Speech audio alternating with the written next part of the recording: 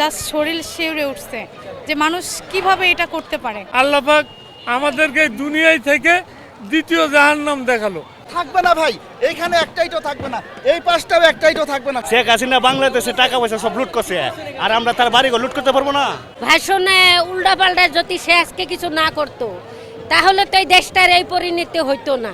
তোর আয়নাঘর গেছি, তোর জেলও খাটলাম, সবকিছু করলাম, আবার তোর আয়নাঘর দেখতেছি। এখন এটার ভিতরে কি আছে, আপনার যেমন প্রশ্ন আমারও তেমন প্রশ্ন, এখানে যতগুলো মানুষ সবারই একই প্রশ্ন।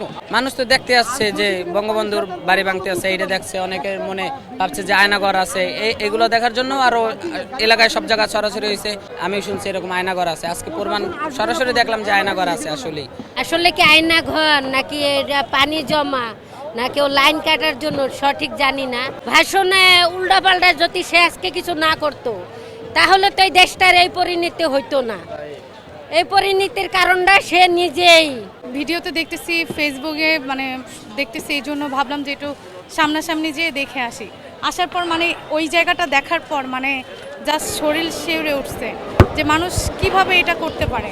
তার মানুষ ক্ষমতা টিকানোর জন্য মানুষের এতটা নিচে নামাটা উচিত না। তার আল্লাহর কাছে কি জবাব দিবে সে, যে এরকমভাবে নিরহ মানুষদেরকে কি করছে একমাত্র উনিই ভালো জানে। আমার মনে হয় ওনাকে দেশে যেভাবে হোক আয়না তাকে জিজ্ঞেস করা উচিত যে এখানে কিভাবে কি করছে। তবে আমার মনে হয় তাকে ঠিক এইভাবেই শাস্তি দেওয়া উচিত। এখানে কিছুদিনের জন্য, কিছুক্ষণের জন্য ওনাকে আটকে রাখা উচিত। শেখ হাসিনা বাংলাদেশে টাকা পয়সা সব লুট করছে, আর আমরা তার বাড়িঘর লুট করতে পারবো না। আমরা এটি লুট করতেছি, আমরা জনগণের টিহাই নেহে সব পয়সা আত্মসাৎ করছে, আমরা নিতেছি। পানির নিচে কোনো কিছু দেখা যায় না। এখন যদি আমি বলি ভিতরে লাশ আছে, পানি সেচার পরে দেখবেন কিছুই নাই, বলবেন যে শালা একটা চাপাবাস। আরেকজনও বলবো ভিতরে মনে হয় কুমির ছেড়ে রাখছে, কিন্তু কুমির ভিতরে নাই, বলবো এই একটা মিথ্যা কথা। মিথ্যা কথা কোনো দরকার নাই ভাই, যা সত্যি সেটাই। যে এখন এটার ভিতরে কি আছে, আপনার যেমন প্রশ্ন আমারও তেমন প্রশ্ন, এখানে যতগুলো মানুষ সবারই একই প্রশ্ন। সেনা প্রধান যে ওয়াকার সাহেব আছে, আমি ওয়াকার সাহেবকে একটা কথা বার্তা দেই যে এই বাড়িটা ভাঙার সময় যেমন আপনি প্রোটেক্ট করছিলেন যে বাড়িটা যাতে না ভাঙে, আপনি কারো অর্ডার নেন নাই। কারণ ইউনুস সাহেব বলেন বা অন্যান্য উপদেষ্টা কোনো উপদেষ্টা আপনাকে অর্ডার দেয় নাই এই বিল্ডিংটা ভাঙতে বাধা দেওয়াতে। আপনি কার কথা শুনে বিল্ডিংটা বাধা দিতে আসছিলেন? তাহলে অবশ্যই শেখ হাসিনার। আপনার বোনের সাপোর্ট টানছিলেন, তো বোনের যেহেতু সাপোর্ট টানছেন, এখন তো ফ্লাশ হয়ে গেছে যে এটার ভিতরে একটা আন্ডারগ্রাউন্ড আছে।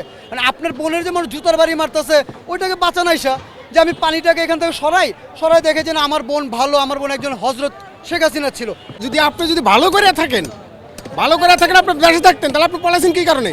আপনি হাজার হাজার মায়ের কোল খালি করে দিয়ে আপনি কেন বলেন আজকে আপনার একটা বাড়ি ভাঙছে? তাতে কি হয়েছে? আপনি একটা বাড়ি গেছে, হাজার হাজার মানুষের মায়ের কোল গেছে। তোর আয়নাঘর গেছি, তোর জেলও খাটলাম, সবকিছু করলাম, আবার তোর আয়নাঘর দেখতেছি। ডাইনি হাসিনার এখন আমরা আয়নাঘর ঢুকাই ওরা তিলে তিলে জুতা ফিডা করে তোর মারবো। আমার কাছে মনে হয় যে সেই আমাদের এখানে যত বাংলাদেশের যত লোক গুম খুন সব এখানে আনি ঢুকেছে।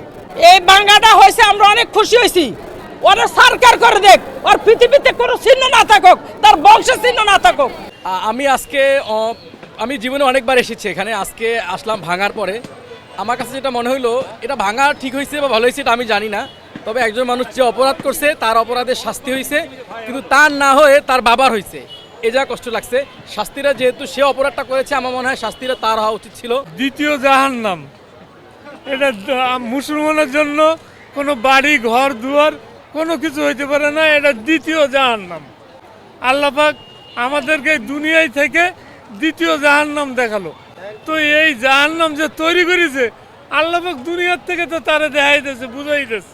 17 বছর কথা বলতে পারি নাই, আজকে আসছে এই ধানমন্ডি 32 নম্বর বাড়িতে কথা বলতে, নিয়ে যেতে একটাই তো আমরা রাখবো না। থাকবে না ভাই, এইখানে একটাই তো থাকবে না, এই পাশটাও একটাই তো থাকবে না, সব নিয়ে যাব আমরা। এটা হয়েছে ইতিহাসের সাক্ষী, এটা আমাদের 5 আগস্ট শহীদ ভাইদের সাক্ষী।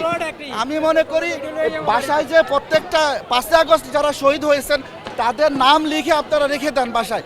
তুমি জনগণের শান্তি দিছো, জনগণ কইতারে নাই, পুলিশ দিয়া ধরে নিয়া গুম করছো, র্যাব দিয়া ধরে নিয়া গুম করছে র্যাব অফিসে। কোন জায়গায় শান্তি দিছো মানুষের? আয়নাঘর বানাইছে, বড় বড় বিল্ডিং বানাইছে, টাকা পয়সা দিয়া কি করছে?